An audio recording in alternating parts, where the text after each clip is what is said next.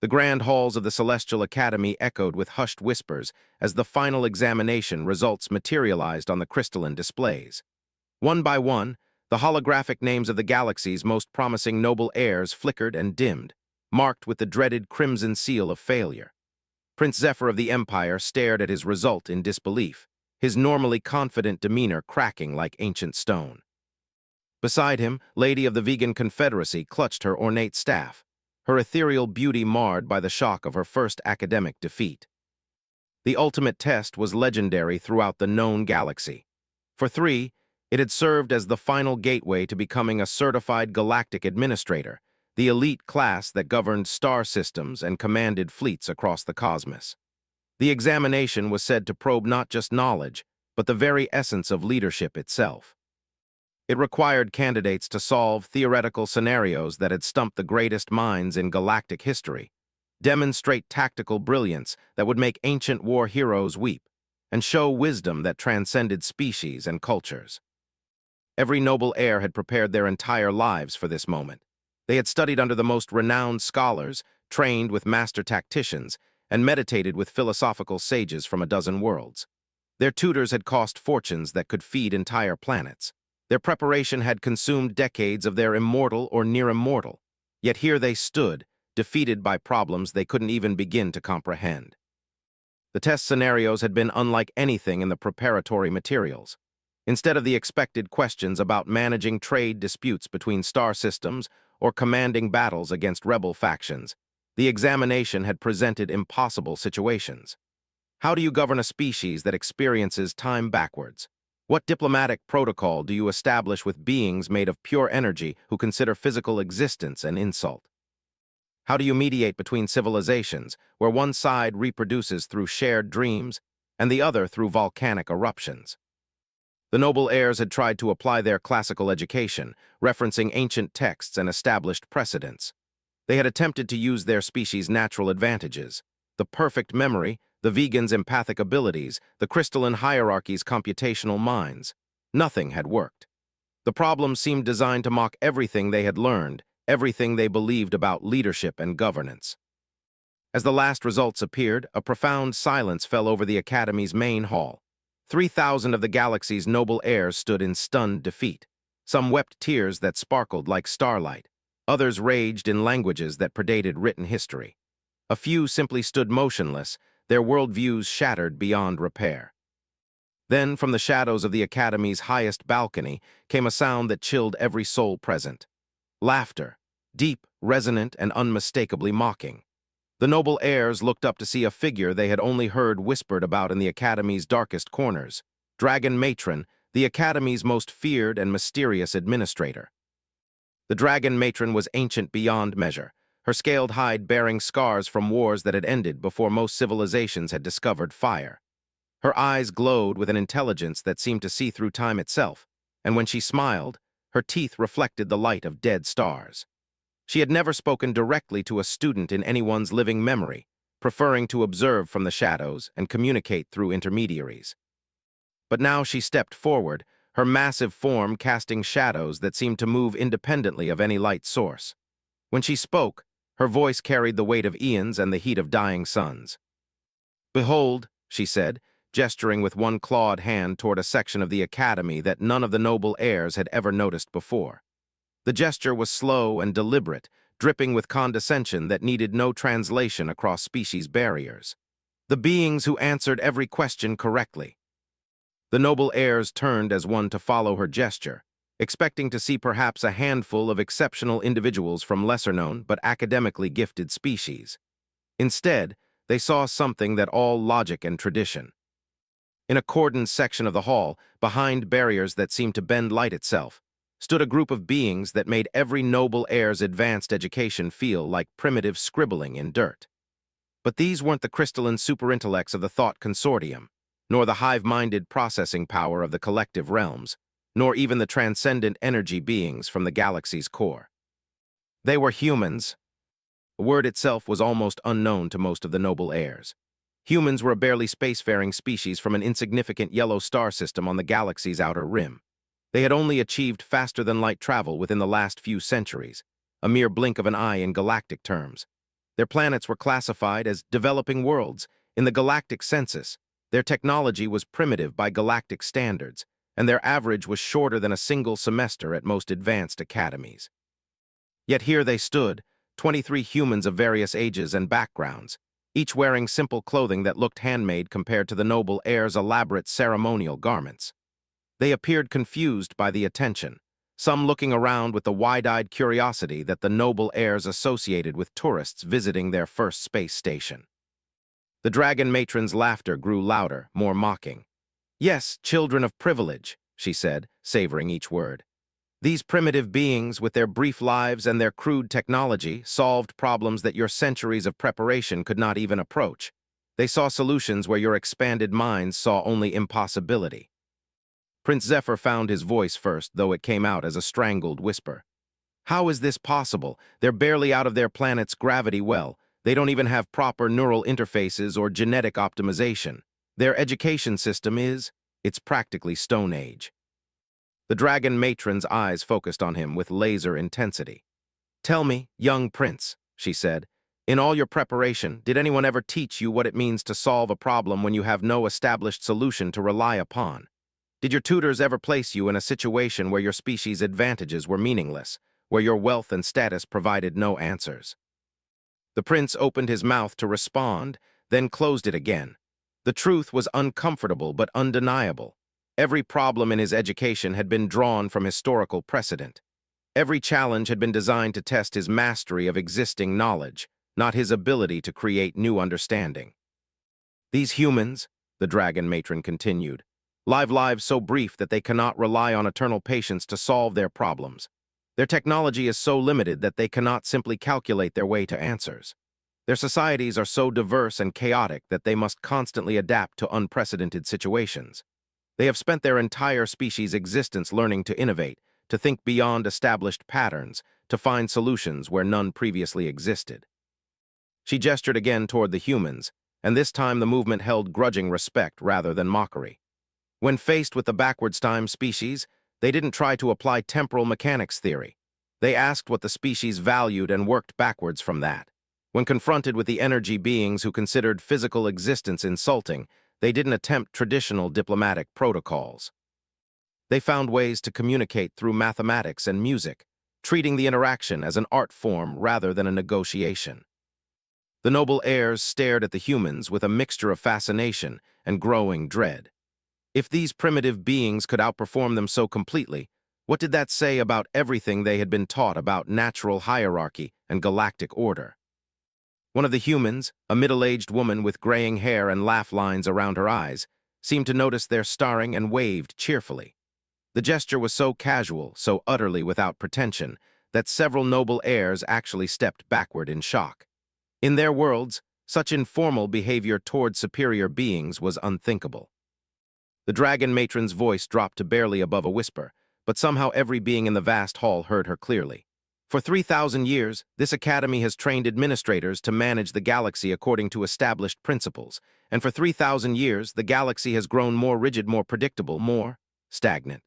Her eyes swept across the assembled noble heirs like searchlights.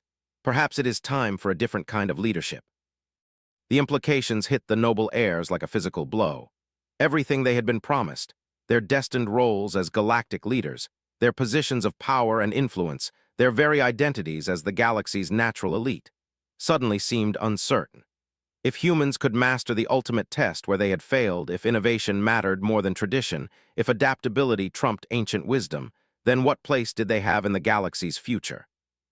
The dragon matron seemed to read their thoughts. "Do not despair entirely," she said, though her tone suggested she found their despair quite amusing. "You are not without value. Your knowledge of history and precedent, your understanding of established systems, your connections across galactic civilization, these things still matter. But they matter only as tools, not as destinations." She paused, letting her words sink in before delivering the final revelation that would change everything. "The real ultimate test," she said, "begins now. You have failed to prove you can lead through mastery of existing knowledge.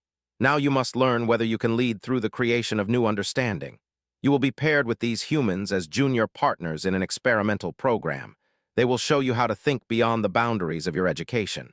You will show them how to navigate the complexities of galactic civilization." The silence that followed was profound. Then, slowly, whispers began to spread among the noble heirs. Some were outraged at the suggestion they serve as junior partners to primitive beings. Others were intrigued despite themselves. A few were already studying the humans with new eyes, seeing them not as inferior creatures, but as puzzle pieces in a challenge they had never imagined. The dragon matron watched their reactions with ancient patience. She had seen civilizations rise and fall, had watched countless species learn the hard lessons of adaptation and growth. This moment had been planned for centuries, waiting for the right confluence of events and personalities. "You have 7 galactic standard days to decide," she announced. "Those who choose to participate will embark on a journey that will either make you the greatest leaders in galactic history or destroy everything you believe about yourselves. Those who decline will be provided with comfortable administrative positions befitting their breeding and traditional education." As the noble heirs began to disperse, their minds reeling with possibilities and fears, none of them noticed the quiet conversation beginning between the human woman who had waved and Prince Zephyr. She had approached him with the same casual confidence she had shown earlier, apparently unbothered by the complex web of protocol and status that normally governed such interactions. "You look like someone with a lot on your mind," she said in heavily accented but perfectly understandable galactic standard. "I'm Sarah, formerly a crisis management consultant from Earth. I couldn't help but notice you seemed particularly shocked by all this."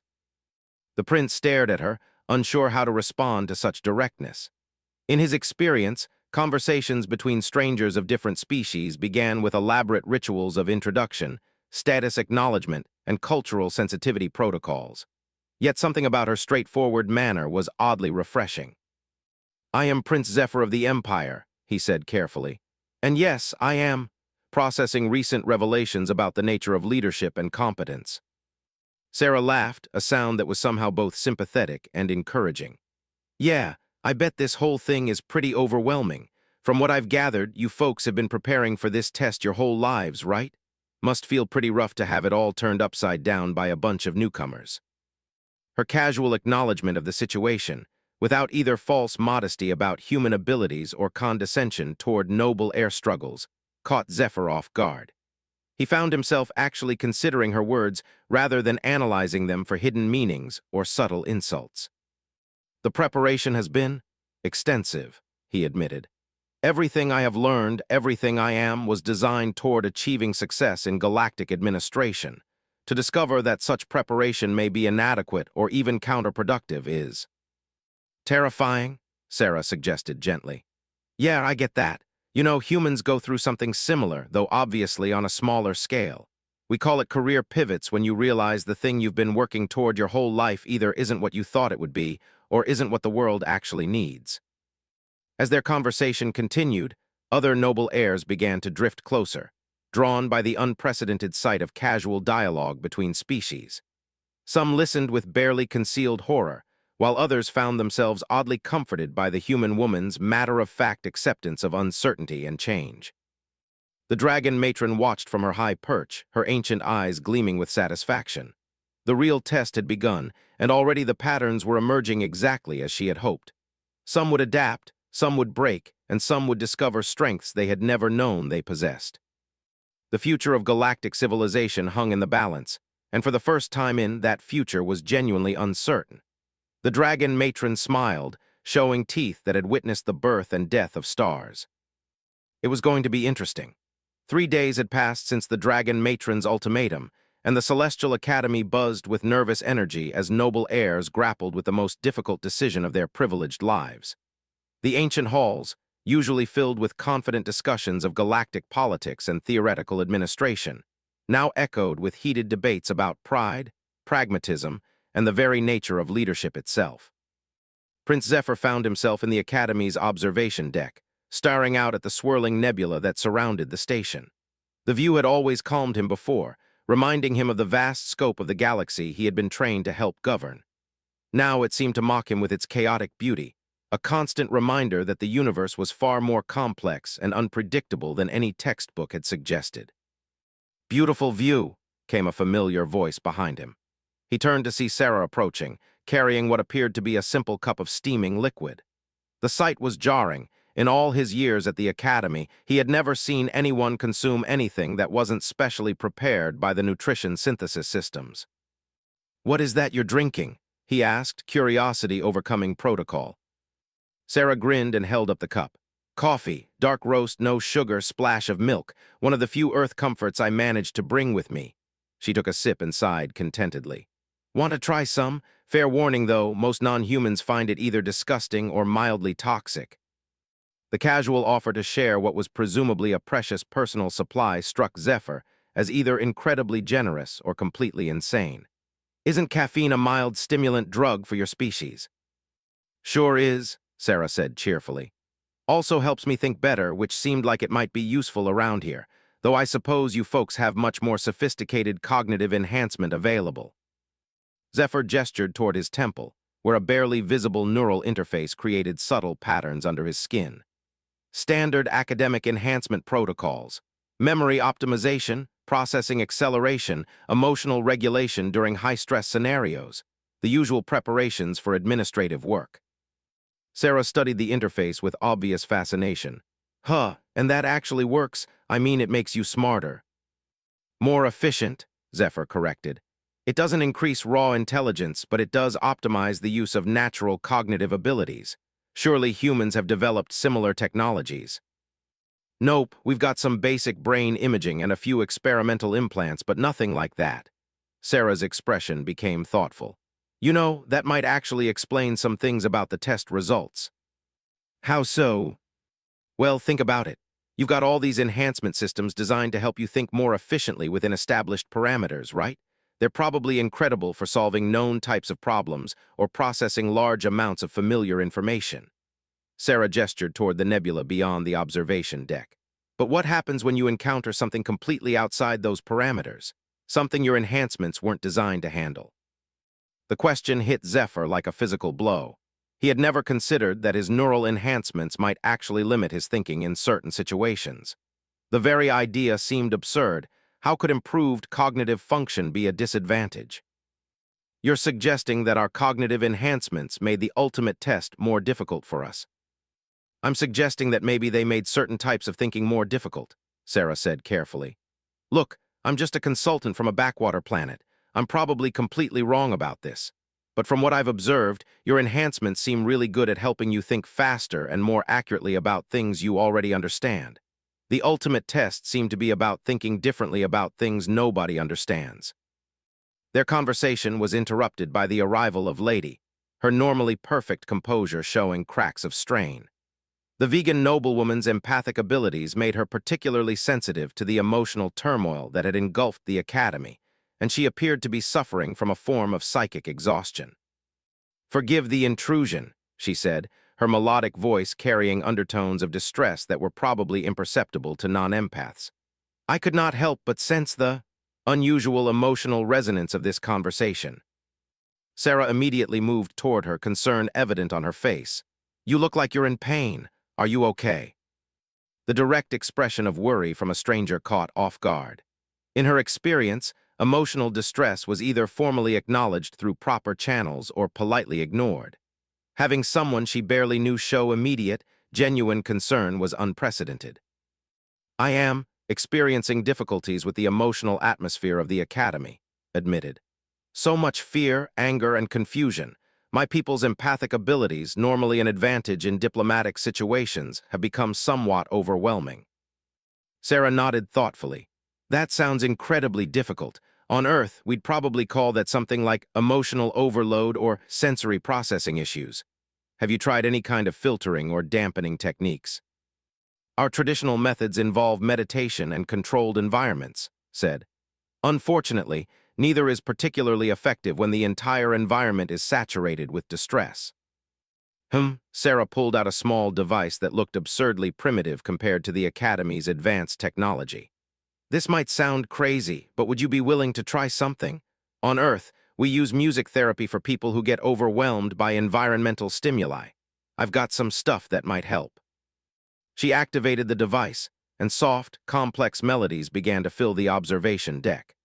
The music was unlike anything in the Galactic Cultural Database, organic, imperfect, with subtle variations that suggested it had been created by living beings rather than synthesized according to mathematical principles of optimal acoustic pleasure. To everyone's amazement, his expression began to relax almost immediately. The tight lines around her eyes softened, and her posture lost some of its rigid control. "This is remarkable," she breathed. "How does it function? The mathematical harmonics don't match any therapeutic audio patterns I know of." "Honestly, I have no idea why it works," Sarah admitted. "Some human musicians figured out centuries ago that certain combinations of rhythm and melody could help people feel calmer or more focused. We never really understood the science behind it. We just noticed it worked and kept doing it." Zephyr stared at the two of them. Here was a human using primitive technology to solve a problem that advanced medical systems and therapeutic training had been unable to address.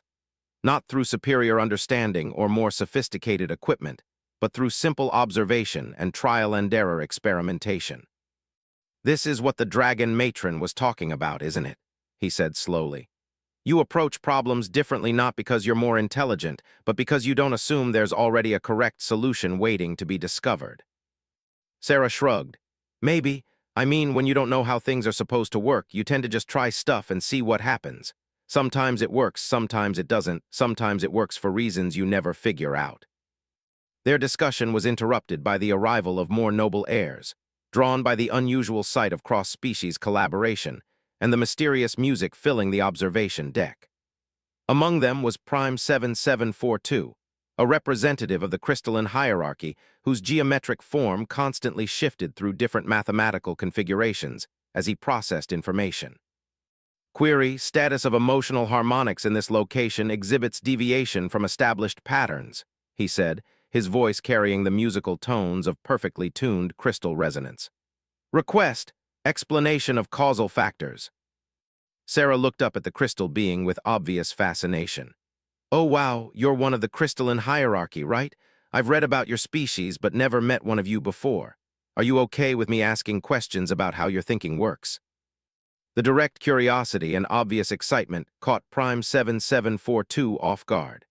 Most species treated the crystalline hierarchy with formal respect tinged by unease, as their mathematical nature and constantly shifting forms made many biological species uncomfortable. Response: inquiries regarding cognitive processes are acceptable within appropriate parameters, he said, though his crystalline structure flickered through several rapid configurations that suggested surprise. "Awesome, okay. So when you process information, do you experience it sequentially like we do? Or is it more like accessing different parts of a database simultaneously?" What followed was the most animated conversation Prime 7742 had experienced with a non-crystalline being. Sarah's questions were unconventional and sometimes technically incorrect, but they demonstrated a genuine interest in understanding rather than simply gathering information for practical use. More surprisingly, her follow-up questions often led to insights he hadn't considered about his own cognitive processes. As more students gathered around their impromptu discussion group, a pattern began to emerge. The humans didn't approach the noble heirs as either superiors or inferiors, but simply as interesting beings with different experiences and capabilities. They asked questions that noble heirs had never heard before, offered solutions that violated conventional wisdom, and demonstrated a troubling tendency to find joy in the process of problem-solving itself, rather than in achieving predetermined outcomes. A former Earth military strategist began explaining to a group of tactical specialists how human combat doctrine had evolved through necessity rather than theory. His descriptions of improvised solutions to logistical problems had the frantically taking notes, despite the fact that his species' military technology was centuries behind their own. Dr. Was deep in conversation with several vegan scholars about ecosystem management techniques that had been developed through trial and error rather than mathematical modeling. The vegan's natural empathy with biological systems was being enhanced by her species' hard-won knowledge of ecosystem resilience under extreme conditions. James Washington, a former United Nations negotiator, was describing conflict resolution strategies based on finding common ground between fundamentally incompatible viewpoints. His audience of diplomatic students listened with growing amazement as he outlined approaches that completely bypassed the formal protocols they had spent decades mastering. Throughout it all, the noble heirs found themselves facing an uncomfortable truth. These humans, with their primitive technology and brief, were not just solving problems differently. They were solving problems that the noble heirs hadn't even recognized as problems. They were finding opportunities for improvement in systems that the galactic elite had considered perfected centuries ago. The dragon matron appeared without warning, her massive form materializing from shadows, as if she had been listening all along. The conversations died instantly as every being in the observation deck turned toward her with a mixture of fear and respect. "Interesting," she rumbled, her ancient eyes taking in the mixed groups of humans and noble heirs. "I had expected this process to take weeks. Perhaps your species are more adaptable than your histories suggest." Prince Zephyr stepped forward, his decision crystallizing in that moment. "Dragon Matron, I formally request admission to the Experimental Partnership Program." "As do I," said, her voice steady despite the emotional chaos still swirling around the academy. "Confirmed. Request submitted for participation in experimental protocols," added Prime 7742. One by one, the noble heirs in the observation deck made their choices. Not all of them.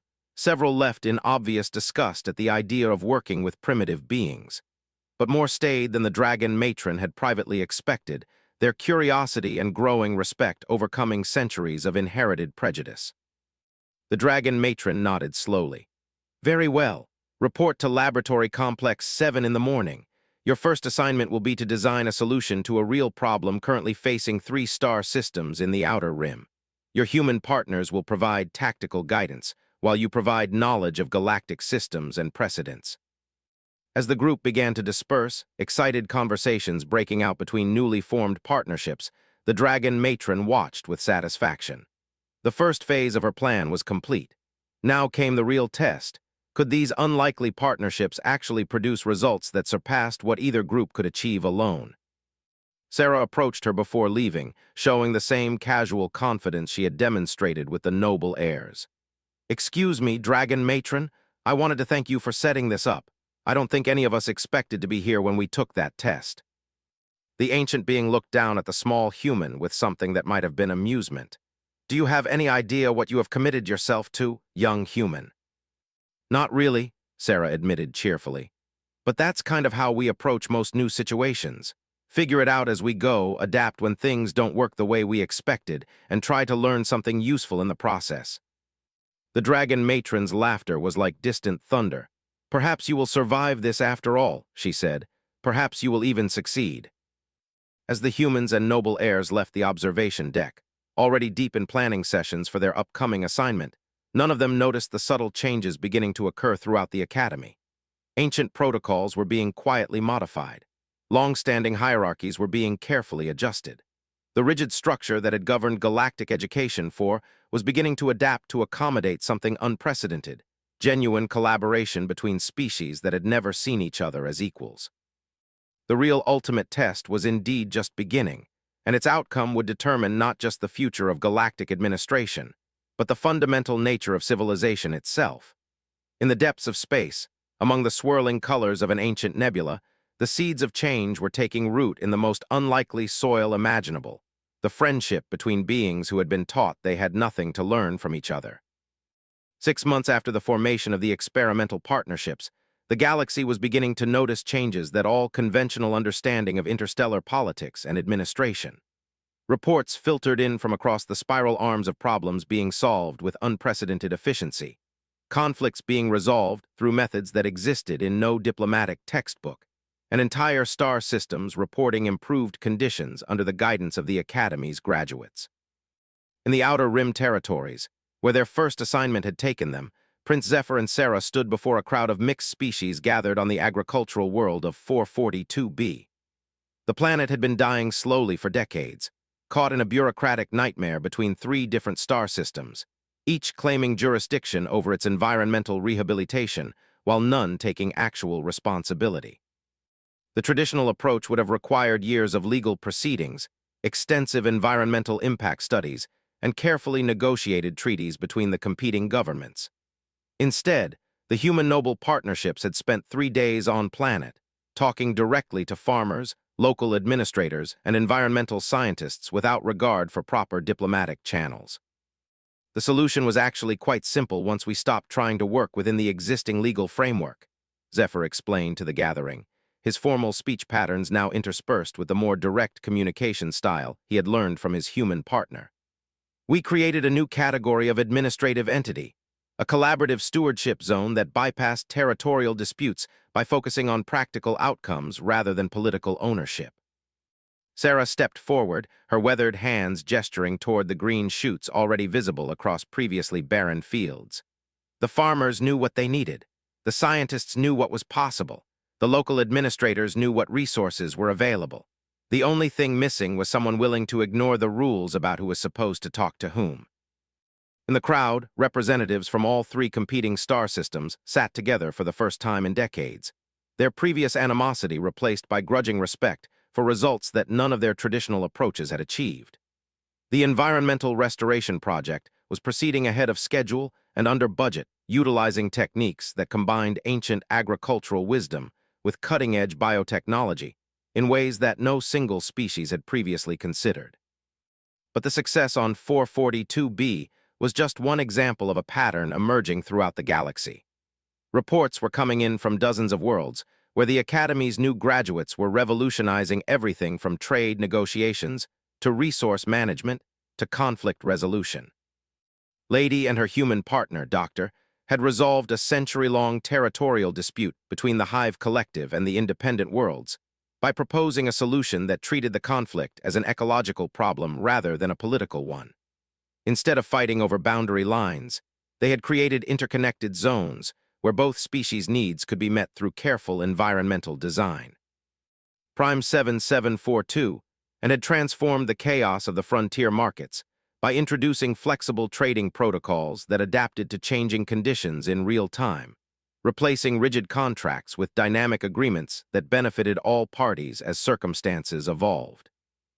Dr. James Washington and his partner, War Scholar Thane 9, had prevented 3 separate conflicts from escalating to actual warfare by teaching opposing sides to approach their differences as logistical challenges rather than existential threats. The successes were so consistent and dramatic that they had attracted the attention of the Galactic Council itself, the ancient governing body that oversaw interstellar law and maintained the delicate balance of power between the major civilizations. In the Council's crystalline chambers high above the galactic core, emergency sessions were being called to address what some members were calling the human disruption. The Council had governed the galaxy for over 50,000 years, using principles of careful precedent and gradual change. The sudden emergence of rapid, innovative solutions to long-standing problems was causing fundamental questions about the nature of effective governance. "The situation is unprecedented," declared Counselor Eternal Voice of Reason, representing the ancient machine intelligence that had helped establish the Council's original protocols. "These hybrid teams are achieving results that exceed our predictive models by orders of magnitude. Traditional administrative theory suggests this should be impossible." "Perhaps traditional administrative theory is incomplete," suggested Counselor Life Song of the Deep, speaking for the Ocean Worlds Confederation. "The evidence suggests that innovation and adaptation may be more valuable than we previously understood." The debate that followed would have been unthinkable just a year earlier. Council members who had spent defending the stability of established systems found themselves seriously considering fundamental changes to galactic governance. Some argued for immediate regulation of the human noble partnerships, fearful that too much change too quickly could destabilize interstellar civilization. Others proposed expanding the experimental program to address larger-scale challenges. The Dragon Matron, invited to address the Council for the first time in several centuries, listened to the debate with ancient patience before speaking. "Honored counselors," she said, her voice carrying across the vast chamber without technological amplification, "you speak of stability as if it were the highest virtue. Yet what you call stability I have watched become stagnation. For 3, I have seen the same problems approached with the same solutions, achieving the same limited results." She gestured toward the holographic displays showing the human noble partnership success stories. These young beings have rediscovered something we had forgotten, that the universe is not a problem to be managed, but a mystery to be explored. They have remembered that leadership is not about controlling outcomes, but about adapting to possibilities we never imagined. The council chambers fell silent as the implications of her words sank in. If the dragon matron was right, then the galaxy's entire approach to governance and administration needed fundamental reconsideration. Back at the Celestial Academy, the human noble partnerships were already working on their next assignment, a challenge that would test whether their collaborative approach could scale up to truly galactic problems. The Academy's main hall had been transformed into a planning center where mixed teams worked around the clock on what was being called the Harmony Project. The project had emerged from a simple observation made by one of the human partners during their environmental restoration work. Doctor had noticed that most galactic problems weren't actually separate issues, but interconnected symptoms of deeper systematic imbalances. Resource shortages led to territorial disputes. Territorial disputes led to trade disruptions. Trade disruptions led to economic instability. Economic instability led to social unrest. Social unrest led to more resource competition. What if, she had suggested during a late-night planning session, instead of solving problems one at a time, we tried to understand and address the underlying patterns that create them? The idea had initially struck the noble heirs as impossibly ambitious. The galaxy was vast, containing billions of worlds and trillions of beings across hundreds of different species. The complex interactions between political, economic, ecological, and social systems seemed far too complicated for any unified approach. But the humans had approached it with their characteristic combination of optimism and pragmatism. They broke the enormous challenge into smaller components, identified patterns that repeated across different scales and contexts, and began experimenting with solutions that could address multiple problems simultaneously. The work required capabilities that no single species possessed. The humans contributed their talent for innovative thinking and pattern recognition. The noble heirs provided deep knowledge of galactic systems and access to vast information networks. Together, they were beginning to map the underlying dynamics that drove galactic civilization in ways that no previous analysis had achieved. Prince Zephyr found himself working 18-hour days, his enhanced cognitive systems pushed to their limits not by processing known information, but by trying to think in entirely new ways. The neural interfaces that had once felt like natural extensions of his mind now seemed almost limiting, designed as they were for efficiency within established parameters rather than exploration of uncharted intellectual territory. "I'm starting to understand what you meant about thinking differently," he told Sarah during one of their brief breaks. "My enhancements keep trying to find the correct answer to problems that might not have single correct answers." Sarah nodded, sipping her ever-present coffee while reviewing data streams from a dozen different star systems. "Yeah, that's been one of the biggest surprises for me too. I always assumed that having better technology and more advanced mental capabilities would automatically make someone a better problem solver. But it turns out there's something valuable about not knowing what's supposed to be impossible." Their conversation was overheard by, who had been struggling with her own adaptations to the collaborative process. Her empathic abilities, while invaluable for understanding the emotional dynamics of complex situations, were also causing her to experience the stress and uncertainty of their experimental work at an almost overwhelming level. "I have been wondering," she said quietly, "whether we are making a mistake. The traditional methods may be slower and less efficient, but they are also more predictable. What we are doing feels dangerous in ways I cannot fully articulate." It was a fear that many of the partnerships had been grappling with privately. The success of their individual projects was undeniable, but the larger implications of their approach were genuinely unknown. They were changing fundamental assumptions about how galactic civilization operated, but no one could predict what the long-term consequences might be. Sarah considered words seriously before responding. "You're right that what we're doing is dangerous. Any real change carries risks, but you know what else is dangerous? Stagnation. Refusing to adapt when circumstances change. Assuming that because something worked in the past, it will continue to work in the future." She gestured toward the displays showing their current project data. "The galaxy is already changing, whether we guide that change or not. New species are achieving interstellar capability every year. Climate patterns are shifting on thousands of worlds due to industrial development. Resource depletion is forcing economic adaptations that strain existing political systems. We can either help civilization adapt to these changes proactively, or we can wait for crisis to force adaptation. Prime 7742, working nearby on logistical modeling for their latest initiatives, added his perspective with characteristic mathematical precision. Analysis suggests that current galactic systems exhibit increasing instability indicators. Probability models indicate that without adaptive modifications, systematic failures become increasingly likely over extended temporal periods. The crystal being's assessment was sobering. His species' computational abilities made them exceptionally good at long-term trend analysis, and if he was detecting signs of systematic instability, the implications were serious. "So what do we do?" Zephyr asked. "Continue with our experimental approaches despite the risks, or recommend a more cautious strategy?"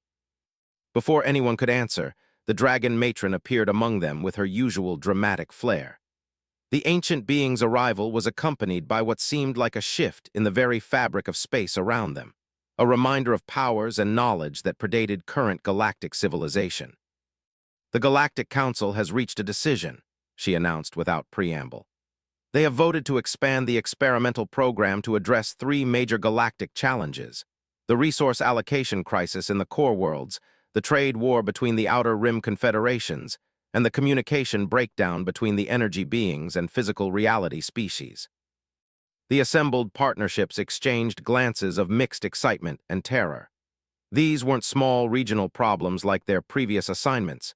These were challenges that had stumped galactic leadership for generations and affected the lives of trillions of beings. "Furthermore," the dragon matron continued, "they have requested that you approach these challenges not as separate problems, but as components of the unified analysis you have been developing. The Harmony Project has been approved for full implementation." The silence that followed was profound. They were being asked to take their experimental, untested theories and apply them to challenges that could affect the stability of galactic civilization itself. The responsibility was almost overwhelming. Sarah was the first to speak, her voice steady despite the magnitude of what they were being asked to undertake. "When do we start?" The dragon matron's ancient eyes gleamed with something that might have been pride. "You have already started," she said.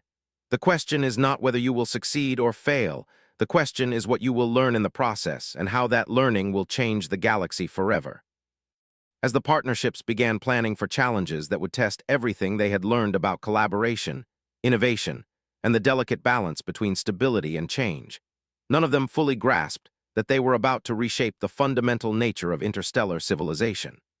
The noble heirs who had once failed the ultimate test were about to discover that their failure had been the first step toward a success beyond anything their traditional education could have imagined. In the depths of space, ancient star patterns continued their eternal dance, indifferent to the small beings who dared to dream of harmony among the chaos.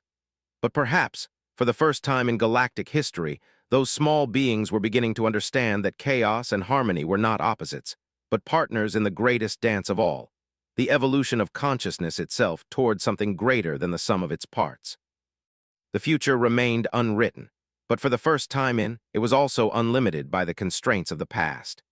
The humans and their noble partners stood on the threshold of possibilities that no single species had ever imagined, ready to discover what could be accomplished when different forms of intelligence learned to think as one.